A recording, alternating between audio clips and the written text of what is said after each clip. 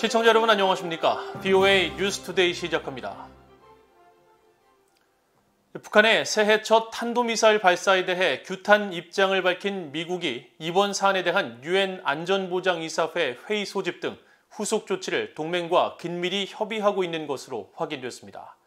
또 미국 국방부는 북한이 극초음속 미사일을 발사했다고 주장한 데 대해 구체적인 성격을 파악하고 있으며 어떤 새로운 능력도 심각하게 받아들인다고 밝혔습니다. 첫 소식 조은정 기자가 보도합니다. 미국 국무부의 네드 프라이스 대변인은 6일 전화로 진행된 브리핑에서 지난 5일 북한의 탄도미사일 발사에 따른 후속 조치 입장을 밝혔습니다.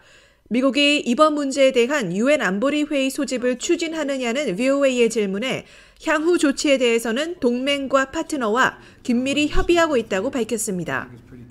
To your question of what comes next, we are consulting closely with our allies and partners on this. Our commitment to the defense of the Republic of Korea and Japan remains ironclad and will remain in very close touch with our treaty allies in the Indo-Pacific and with our allies and partners around the world on this as well. 프라이스 대변인은 이어 북한의 이번 탄도미사일 발사는 북한의 불법 무기 프로그램이 야기하는 불안정을 강조하는 것이라고 규정하고 추가 도발 자제와 실질적인 대화 복귀를 촉구했습니다. It is in violation of multiple UN Security Council resolutions. It poses a threat to the DPRK's neighbors and the international community. And that's why we call on the DPRK to refrain from further provocations and to engage in sustained and substantive dialogue.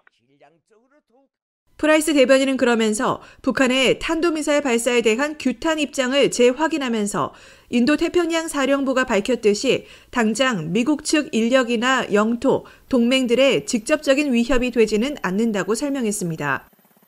미국 국방부는 북한의 어떠한 새로운 능력도 심각하게 받아들이고 있다는 입장을 밝혔습니다.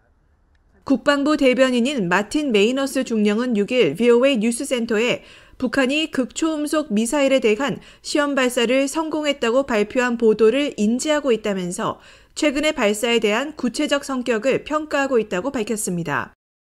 이어 북한의 최근 발사 평가와 후속 조치를 결정하는데 동맹과 긴밀히 협의하고 있다고 강조했습니다.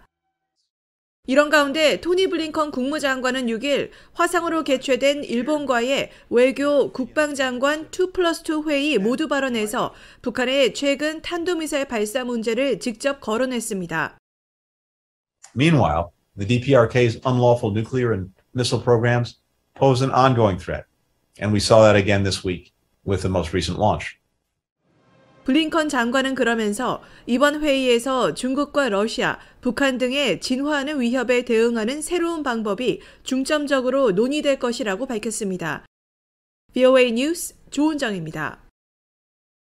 일본의 기시다 후미오 총리와 호주의 스콧 모리슨 총리가 정상회담을 갖고 지난 5일 북한의 탄도미사일 발사를 강력히 규탄하면서 북한의 핵과 미사일 활동이 국제사회의 평화와 안정을 위협하고 있다고 비판했습니다. 두 정상은 6일 화상 정상회담 뒤 발표한 공동성명을 통해 두 나라의 안보와 방위 분야 협력을 논의했다고 밝히고 특히 지난 5일 북한의 탄도미사일 발사는 유엔 안보리 결의 위반이라는 점을 분명히 하고 이를 규탄했다고 밝혔습니다.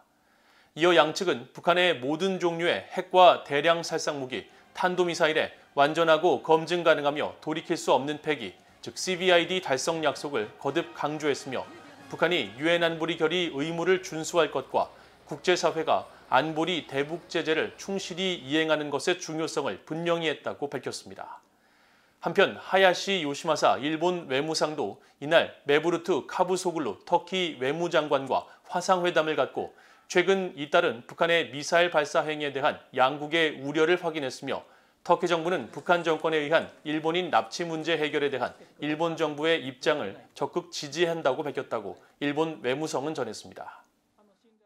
커트 캠벨 백악관 인도태평양 조정관은 중국이 아시아의 운영체계에 대한 불안정을 초래하는 등 다면적인 도전을 제기하고 있지만 북한 핵 문제 등 한반도 안정을 위해 협력이 필요하다고 밝혔습니다. 바이든 행정부 내 인도태평양 정책을 총괄하는 캠벨 조정관은 6일 민간단체 카네기 국제평화재단이 주관한 화상대담에서 이란은 물론 북한과의 핵 협상에서도 중국의 역할은 필수적이라면서 미국과 중국 모두 국제 무대에서 비확산 규범 유지로 인한 이득을 공유하고 있다고 말했습니다.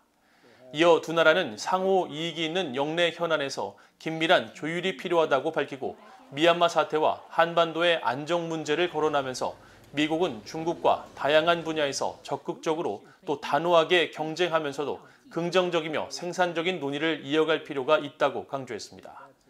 캠벨 조정관은 또 바이든 행정부의 대중국 정책의 핵심 요소는 영내의 동맹, 파트너 국가들과 협력하는 것이라면서 인도태평양 협의체 쿼드의 정상 차원 격상과 타이완 해협 문제에 대한 동맹국들과의 관여를 사례로 제시했습니다.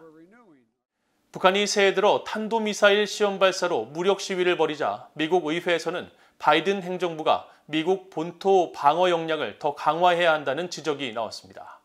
상원 외교위 소속의 공화당 의원은 전임 트럼프 행정부 시절에 최대 압박 캠페인을 복원해야 한다고 주장했습니다. 이조은 기자가 보도합니다. 미국 하원 군사위원회의 공화당 간사인 마이크 로저스 의원은 새해 들어 북한의 탄도미사일 시험 발사와 관련한 VOA의 질문을 받고 미국 본토 방어 역량 강화의 중요성을 강조했습니다. 로저스 의원은 5일 VOA에 미국 본토 미사일 방어 역량이 북한의 위협을 능가하도록 해야 한다는 점이 곧 있을 미사일 방어 검토에서 분명히 명시돼야 한다고 밝혔습니다. 또 미국은 차세대 요격기에 충분한 자금을 지원해야 한다면서 최소한 이런 조치를 취하지 않으면 핵무기를 가진 불안정한 북한 지도자에게 미국 본토를 위험에 빠뜨리는 것이라고 강조했습니다.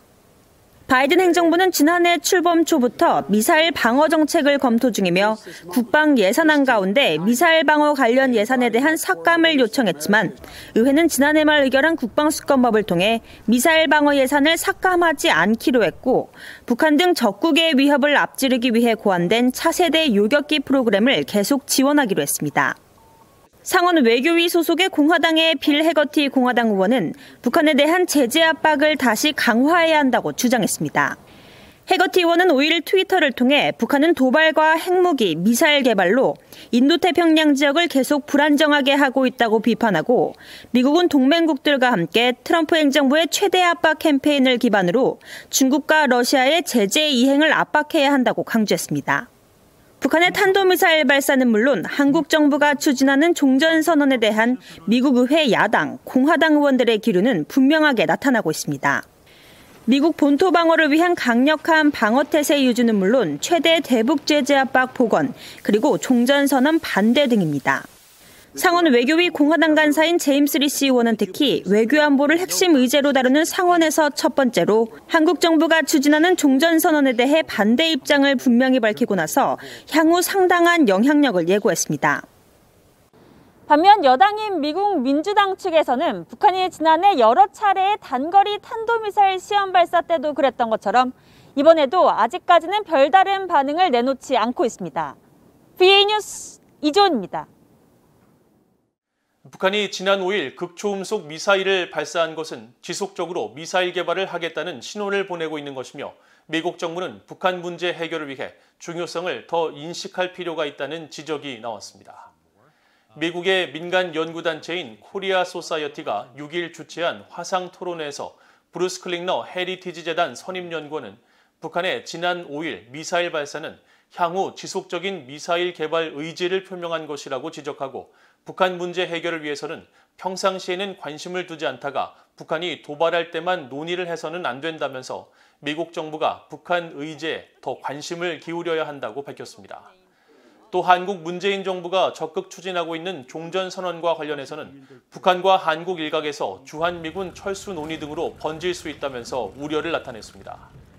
프랭컴 미국 평화연구소 선임연구원도 미국이 대북 관계에서 가시적 진전을 이루기 위해서는 북핵 문제를 중요한 의제로 인식하는 것이 첫 번째 과제라면서 대북 억제력은 충분히 유지하면서 동시에 보다 적극적이고 파격적인 대북 접근 전략을 취할 필요가 있다고 제언했습니다. 유럽연합 EU는 북한이 아직 코로나 백신 등 관련 지원을 요청하지 않았으며 이에 따라 북한을 코로나 관련 지원을 담당하는 유럽연합 시민보호기구에 포함하지 않았다고 밝혔습니다.